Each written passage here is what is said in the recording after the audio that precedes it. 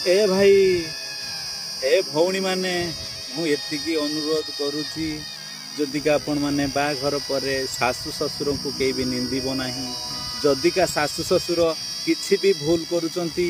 ताकू सही जातु प्रतिवाद कई भी करंतु नाही कारण शाशु ससुर होचंती बाप माँ बड़ी निज बाप माँ को एठी छाड़ी की जाई सेठी आपण माने गोटे गोटे बाप माँ पाउचंती सेटा को धन्य करंतु जे कि मो जीवन में पुणी एक गोटे बाप माँ पाउची आपण माने चिंता करंतु जे कि जो माने